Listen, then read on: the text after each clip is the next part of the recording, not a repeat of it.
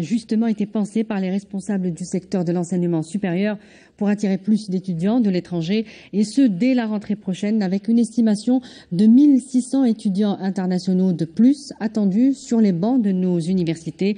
Objectif, consolider d'abord l'attractivité des établissements universitaires, les rendre plus visibles et encourager l'enseignement en langue étrangère. Il s'agit aussi d'instaurer un climat de compétitivité entre les établissements algériens pour un meilleur accueil des étudiants et hisser le niveau et la qualité de l'enseignement supérieur et de la recherche scientifique dans le pays. Monsieur Tahar Sahraoui, notre invité ce soir, bonsoir. Bonsoir madame. Je rappelle que vous êtes directeur de la coopération et de l'échange universitaire au ministère de l'Enseignement supérieur et de la recherche scientifique. Merci d'avoir accepté notre invitation. Merci madame. On va parler bien sûr de la deuxième phase de la mise en œuvre de ce projet de Study in Algeria, l'accueil de plus d'un maximum finalement d'étudiants internationaux. Je commencerai par ce chiffre de 1600 étudiants internationaux qui sont attendus dès la rentrée universitaire prochaine. Vous avez parlé de quotas qui sont préétablis donc pour accueillir ces étudiants. Comment sont justement préétablis ou établis ces quotas? Bonjour d'abord et Ramadan Karim pour tout le monde. On avait parlé de quotas, donc c'est par rapport au nombre d'étudiants destinés ou bien réservés pour chaque pays. Et comme vous le savez, les quotas sont définis selon nos relations internationales avec tous les pays et puis selon les besoins de chaque pays et aussi selon la politique engagée avec ces pays. Donc, il y a évidemment les relations diplomatiques jouent bien sûr, énormément dans ce label madame, parce que ces étudiants sont accueillis dans le cadre de ce qu'on appelle soit des programmes de coopération, soit des programmes exécutifs, donc et des programmes de solidarité avec les pays. C'est ce qu'on appelle aujourd'hui la diplomatie scientifique, c'est bien ça? Oui, on peut dire que c'est la diplomatie scientifique. Oui. Alors, vous dites, nous avons les meilleurs universitaires en Afrique, un excellent enseignement. Pourquoi ne pas en tirer profit de cette excellence et attirer un maximum d'étudiants? Pourtant, si l'on parcourt le classement 2022 du magazine américain US News and World Report, c'est une référence mondiale. On peut le dire dans ce type de ranking, d'ailleurs 1948, des meilleures universités au monde. Nous ne sommes pas dans ce classement. On découvre par exemple que 66 universités africaines le sont dans ce classement qui compte un peu plus de 1700 universités. 7 universités sont dans le top 10 et elles sont sud-africaines. Les autres, on retrouve les universités égyptiennes et aussi tunisiennes. Pourquoi nous ne sommes pas, nous ne sommes pas dans ce classement? Il y a beaucoup d'encre qui a coulé donc par rapport à ce classement. À ce type de classement. À ce type de classement. Personnellement, je suis professeur et je ne suis pas d'accord parce que vous n'êtes pas d'accord avec quoi, monsieur? Avec ces classements, parce que c'est des classements qui ne reflètent pas la réalité de ce qui existe dans les pays. Et puis, je vais vous donner un exemple. Par rapport à des pays qui sont bien classés et qui se sont améliorés ces dernières années. Donc, ces pays invitent des professeurs de l'étranger, de l'extérieur, des États-Unis, de l'Europe. Et c'est des professeurs qui détiennent des prix Nobel, c'est des professeurs qui ont beaucoup de publications et ils sont comptabilisés aux universités de ces pays. Alors, donc ça améliore leur classement. Mais bien sûr, madame. Donc, imaginez-vous, l'Algérie, donc nous sommes un pays qui travaille avec des enseignants et des enseignements, des cours, des programmes 100% algériens. 100% algériens. L'intelligence artificielle, c'est 100% algérienne. Les mathématiques, 100% algériennes. La chimie, 100% algérienne. Donc, il ne faut pas oublier que l'Algérie est passée par une période très difficile et que nous n'avons trouvé que les enseignants algériens et qui continuent à œuvrer pour cette Algérie et ses enseignements made in Algérie. Mais, M. Sahawi, il ne s'agit pas de dénigrer évidemment les compétences en termes, dans le secteur, en tout cas de l'enseignement supérieur particulièrement. Évidemment, nous avons nos compétences, nous les avons prouvées. Mais est-ce qu'il ne faut pas passer par là, puisque ces universités, notamment dans la région MENA, que nous pensons, ou nous voulons en tout cas concurrencer, ces universités égyptiennes, tunisiennes et autres, est-ce que nous ne devrions pas faire un peu la même chose? Oui, il ne faut pas, pour être plus visible à l'international.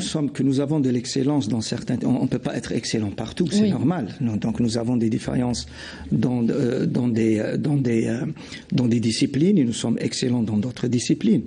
Comme vous voyez, donc nos étudiants d'ailleurs qui étudient en Algérie sont accueillis dans les plus prestigieuses universités du monde et ils sont prisés, nos étudiants. Et donc nous avons de l'excellence dans l'engineering, nous avons de l'excellence dans la technologie, nous avons de l'excellence dans beaucoup de domaines, mais on ne peut pas être excellent partout. Donc nous avons des priorités, nous avons été excellents dans des domaines. Maintenant, au niveau du ministère, nous sommes en train de œuvrer pour acquérir cette excellence dans d'autres disciplines. Et puis l'excellence, elle est graduelle. On ne peut pas être excellent du jour au lendemain. Nous avons, par exemple, fait la réforme de notre système de recherche scientifique. Vous savez qu'auparavant, on faisait, tous nos chercheurs et nos enseignants et nos étudiants faisaient leurs travaux de recherche à l'étranger. On faisait de la recherche bibliographique à l'étranger. Et maintenant, nous avons des acquis. Nous avons le système national de documentation en ligne. Vous pouvez télécharger n'importe quelle documentation de l'étranger. Nous avons nos plateaux techniques. Maintenant, nous avons des plateformes équipées de matériel très sophistiqué et très lourd. Nous avons 13 plateaux techniques. Nous avons des plateformes technologiques. Ça veut dire que il ne faut pas parler de ranking tant que nous n'avons pas encore terminé notre écosystème d'enseignement supérieur et de recherche scientifique. Mais donc l'option d'amener des compétences de l'étranger pour justement être mieux classé dans ce type de ranking, ce n'est pas quelque chose d'envisageable pour nous. Le ranking, c'est aussi une organisation. Il faut s'organiser. Mais juste pour répondre à ma question, cette question précisément, ce n'est pas envisageable chez nous. Comme le font les universités égyptiennes, par exemple, comme vous le dites, effectivement, ramènent des compétences de l'étranger. Nous avons nos propres compétences algériennes qui sont établies à l'étranger. Oui, mais pour être visible sur ces classements internationaux, il faut passer par ça. Donc nous, c'est pour ça que je vous pose la question, pour savoir, est-ce que nous, chez nous, ce n'est pas envisageable? Non, c'est envisageable, c'est toujours dans. C'est pas fermé en tout cas. Non, c'est pas fermé. C'est de la coopération qui est open, qui est ouverte, mais qui est organisée. Il faut l'organiser parce que il y a des domaines où nous sommes obligés de conserver nos données. Il y a des domaines où nous sommes obligés de ne pas partager nos données. Oui. Et il y a des domaines où il est nécessaire d'avoir des transferts de technologie qui se payent. Et puis l'excellence et la performance, c'est la coopération.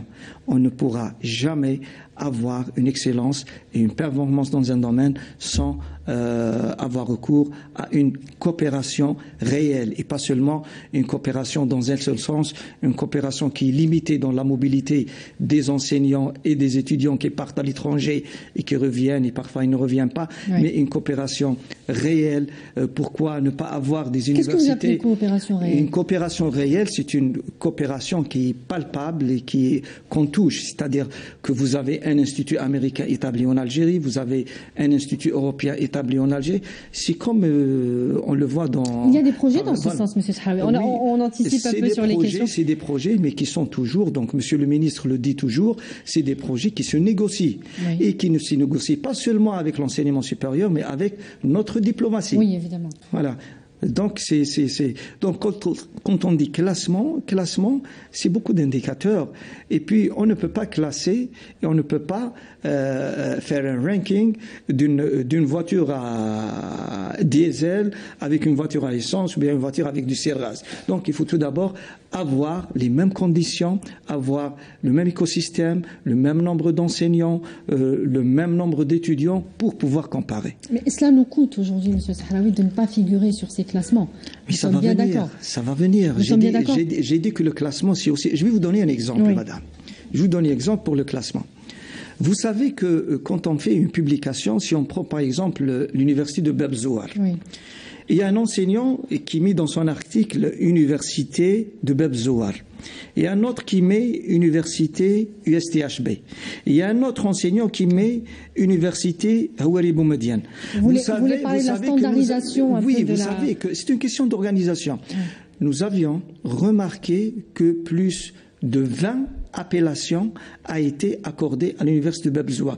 Donc c'est une dispersion et c'est une déperdition de notes par rapport à ce classement. C'est-à-dire que chaque appellation sera considérée séparément comme étant un autre établissement. Alors, si on avait unifié, et nous sommes en train de le faire, de nous organiser pour unifier que l'université de Bab Zouar, c'est l'université de Houari Boumediene. Donc, et il faudra vulgariser, il faudra informer, il faudra former pour acquérir ou bien pour accéder à ce genre de classement. Et Monsieur le ministre de l'Enseignement supérieur donne une grande importance à ces classements. Et d'ailleurs, il y a une commission qui a été installée et nous sommes en train d'informer les enseignants, d'informer les étudiants, de vulgariser pour pouvoir nous organiser afin de participer et d'accéder à ce genre de classement. Alors, pour revenir au transfert de technologie, quels sont les pays avec lesquels nous coopérons le mieux, le plus, où nous allons coopérer dans l'avenir Écoutez, la coopération, dans le domaine de la recherche. La coopération, c'est pas une coopération tout azimut. C'est une coopération par excellence. Si je parle des énergies renouvelables, des équipements pour les énergies renouvelables, c'est l'Allemagne. Si je parle de l'électronique de précision, c'est la Corée du Sud. Si je parle du nucléaire, donc c'est d'autres pays. Mais est-ce que nous avons des accords de coopération dans ce domaine ? Oui, bien sûr. Maintenant, nous sommes en train de mettre en place une coopération ciblée. Une coopération ciblée.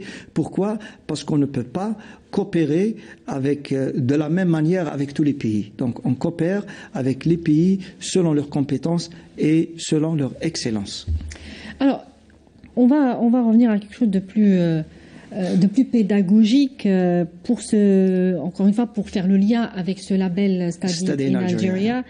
Que faut-il aujourd'hui, selon vous, apporter à notre modèle d'enseignement ? Il est certain que tous les modèles d'enseignement qui figurent encore une fois sur ces top rankings ne sont pas les mêmes, apportent peut-être plus de filières, plus de matières, plus de programmes. Il y a une richesse dans les programmes que peut-être nous n'avons pas encore.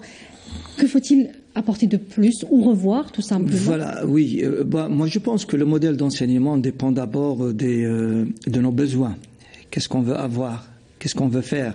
Quelle est notre vision? Donc, c'est par rapport à votre émission qui s'appelle Vision. Donc, quelle est notre vision? C'est très important. Quelle est notre stratégie? Oui. Et où est-ce qu'on veut aller? Où est-ce qu'on veut arriver? C'est très important.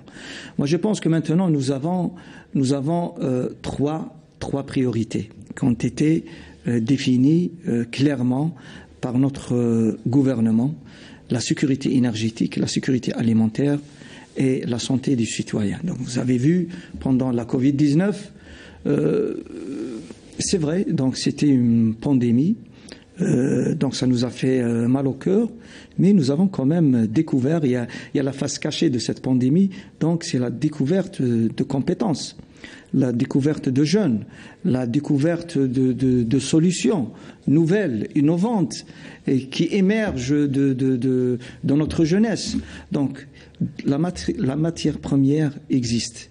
Il suffit juste donc d'enlever un petit peu de poussière pour que ça puisse briller. Je m'explique. Ça veut dire que nous avons des compétences. Il faudra mettre en place l'écosystème qui pourrait nous amener et nous aider à s'engager dans ces visions d'internationalisation et aussi dans cette vision d'excellence. Alors, ces classements sont censés aider les étudiants en quête d'université de prestige et mieux s'orienter. Ils sont généralement basés sur plusieurs indicateurs de performance, notamment de recherche universitaire et de réputation mondiale, c'est ce qu'on disait, et régionale. Est-ce que la recherche scientifique dans ce secteur de l'enseignement supérieur n'est pas un peu le talon d'Achille, notre talon d'Achille? Non, je dirais le contraire, madame. C'est-à-dire? Je dirais le contraire. Donc, vous savez que nous avons fait beaucoup de réformes par rapport à la recherche scientifique. Actuellement, nous avons plus de 1600 laboratoires de recherche. Avant 2008, on n'entendait pas parler d'équipes de recherche, de laboratoires de recherche et de centres de recherche. Maintenant, nous nous sommes organisés dans le cadre d'un système national de recherche scientifique et de développement technologique. Et vous savez, madame, que nous avons maintenant mis en place depuis 2008 ce qu'on appelle l'organe national directeur de la recherche scientifique. Ça veut dire que c'est un organe qui pilote la recherche scientifique au niveau de tous les secteurs. Nous avons une académie des sciences et de la technologie et nous avons donc la dernière pierre que nous avions posée, c'était le Conseil national de recherche scientifique et de développement technologique. Comme je l'ai dit tout à l'heure, avant de parler d'un contenu, il faut tout d'abord mettre en place le contenant. Le contenant, c'est l'écosystème et c'est l'environnement. Je ne peux pas demander à un enseignant, à un chercheur de me créer ou bien d'innover sans qu'il y ait cet écosystème. Cet écosystème, c'est le laboratoire, c'est la législation, c'est les textes, c'est le sens de recherche et c'est les équipements. On parlait tout à l'heure avec Monsieur le ministre. Vous savez que maintenant, on peut, par exemple, s'en passer des stages de formation à l'étranger et qui sont destinés pour des activités de recherche et développement sur des équipements lourds. Maintenant, nous avons ces équipements lourds. Il suffit de visiter. Et c'est ça la visibilité. La visibilité, c'est essayer d'informer, essayer de vulgariser et dire aux chercheurs et dire aux Algériens que nous avons maintenant les moyens nécessaires pour un développement technologique réel. Il suffit de vouloir. Très bien. Alors, pour donner des repères chiffrés, l'Algérie a depuis 1962 accueilli 55% des étudiants accueillis par des universités algériennes entre 2022 et 2023 viennent des pays arabes. 44% sont originaires des pays africains et un peu moins d'1% représentent des pays asiatiques ou européens. Alors, est-ce que nous avons des objectifs chiffrés aujourd'hui pour à quel taux on veut élever l'accueil de l'étudiant international? Nous disons bien international et pas étranger aujourd'hui. Est-ce que nous avons ce type de perspective aujourd'hui? Oui. Moi, avant l'accueil, je vais peut-être dire qu'il faudra d'abord penser à l'attractivité. Donc, avant de l'accueillir, il faut être attractif. Oui.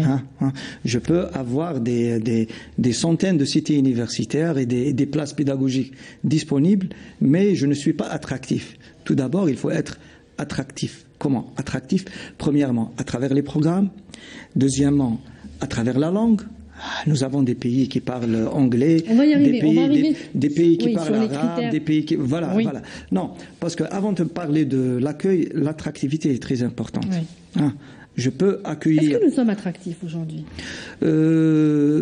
Attractifs, oui et non. Est-ce que nous avons évalué un indice d'attractivité par rapport aux universités de la région MENA? Je vais peut-être vous dire que notre attractivité n'est pas visible.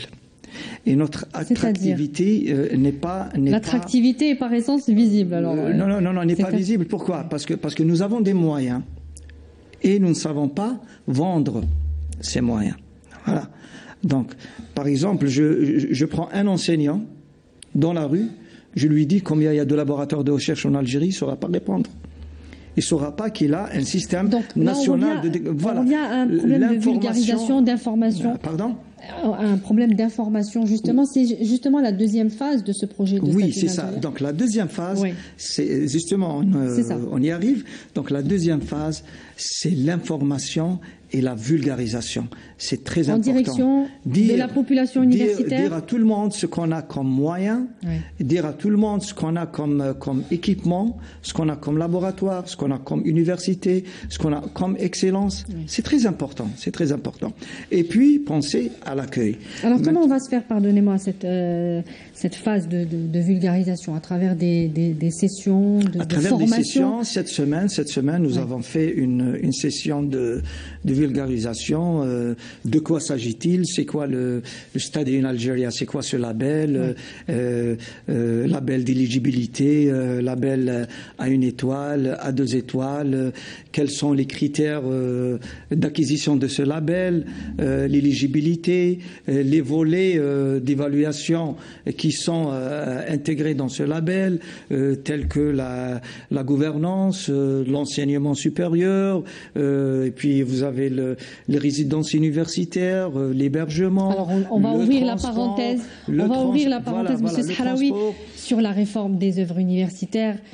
Qui n'est pas mon domaine. Oui, qui n'est pas votre domaine, mais évidemment qui fait partie, qui est indissociable de ce projet.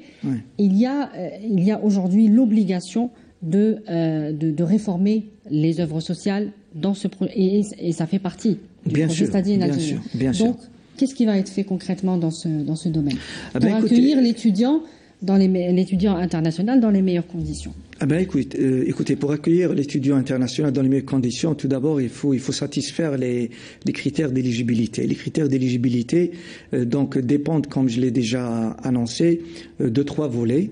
Donc, premièrement, la gouvernance, comment on gère l'université, est-ce qu'il y a des cellules et des services qui sont consacrés ou bien qui concernent directement l'étudiant international? Est-ce qu'il y a un accompagnement, une cellule d'information, un numéro de téléphone? Alors il y a un guide. On ouvre encore une autre parenthèse. Il y a un guide qui est élaboré par le ministère des Affaires étrangères. Un guide qui va être distribué donc à nos postes consulaires à l'étranger et qui va être aussi distribué au niveau des ambassades étrangères établies ici en Algérie. Donc ce guide permettra de donner une Algérie, la restauration en Algérie, les traditions en Algérie, pourquoi pas le ramadan en Algérie, on y arrive. Et donc c'est un guide général, un guide qui permettra à l'étudiant qui se trouve à l'étranger d'avoir une idée, de mieux se repérer et de connaître l'Algérie. Alors on avance un petit peu, donc vous avez parlé de gouvernance. Le deuxième volet, c'est l'enseignement, c'est le programme, les programmes. Donc, c'est proposé, particulièrement dans les langues étrangères. Il va y avoir un focus. Vous savez que maintenant, la démarche de notre secteur, et d'ailleurs, Monsieur le ministre insiste sur ce point, c'est l'apprentissage de l'anglais. Que ce soit par l'étudiant, par l'enseignant, ou bien par l'administrateur qui se trouve au niveau de l'administration. Maintenant, nous avons des programmes spéciaux que nous avons établis en collaboration avec des pays partenaires dans le cadre des programmes de coopération. Et donc, tout le monde va s'y mettre parce que l'anglais devient une nécessité, parce que c'est la langue de la science. C'est la langue de la science. Et l'université, c'est le creuset de la science. Est-ce que nous avons l'encadrement professionnel dans le corps professoral suffisant pour enseigner l'anglais partout? Nous travaillons actuellement sur ce volet, sur l'encadrement. Et d'ailleurs, Monsieur le ministre a décidé à ce que les stages de courte durée à l'étranger, c'est-à-dire les stages de perfectionnement et de séjour scientifique, donc soient consacrés en priorité pour l'apprentissage de langue, ou bien ces stages doivent être faits ou bien effectués dans des pays anglophones, afin de permettre à nos enseignants pas d'avoir un anglais vraiment académique, mais un anglais dans la première phase technique qui lui permet de faire des enseignements en anglais. Et le troisième volet, donc on revient à ma question sur les œuvres sociales. Évidemment, on ne peut on doit accueillir l'étudiant international dans les meilleures conditions écoutez, les meilleures conditions, donc tout d'abord, c'est avoir une résidence digne pour un étudiant international, avoir les commodités de l'eau, de la restauration propre, un réfectoire propre. Oui. Donc c'est des conditions minimales pour acquérir ce label et c'est toujours un début. Donc nous sommes en phase de début et ce début peut être amélioré après une phase d'évaluation à mi-parcours. Maintenant nous avons des critères, comme je l'ai dit, d'éligibilité, c'est-à-dire que tous les établissements peuvent postuler et peuvent acquérir cette éligibilité. Et certains établissements vont avoir un label à 1 étoile parce que c'est des labels qui sont, donc c'est des points qui sont pondérés pour chaque volet. Et puis pour les résidences universitaires, nous travaillons sur ce dossier et je pense que c'est le dossier qui va être le plus dur pour nous, mais Inch'Allah, on va arriver. Oui, alors il faudrait préciser que les universités qui vont avoir accès à ce label Study in Algeria vont être accompagnées dans la réforme des œuvres universitaires, vont avoir plus de moyens. Et c'est ce qui crée cette compétition, c'est ce qui va créer en tout cas cette émulation et cette compétitivité entre les établissements universitaires. C'est ça, la compétitivité c'est très important et ça conduit, ça amène à l'excellence. Sans la compétitivité, il n'y aura pas d'excellence. Sans comparer, sans évaluer, c'est la mesure. Parce que la mesure est très importante. On dit que le gestionnaire qui ne sait pas mesurer ses actions, ça veut dire qu'il ne sait pas ce qu'il est en train de faire. Donc on doit mesurer, et pour mesurer, il faut avoir des indicateurs de mesure. Et Study in Algeria, c'est un indicateur de mesure. Oui, c'est ce qui est voulu en tout cas à travers ce label. Exactement. Monsieur Tahar Sahaoui, je vous remercie d'avoir répondu à nos questions. Je rappelle, vous êtes directeur de la coopération et de l'échange universitaire au ministère de l'enseignement supérieur et de la recherche scientifique. Merci. Merci madame, c'est moi qui vous remercie.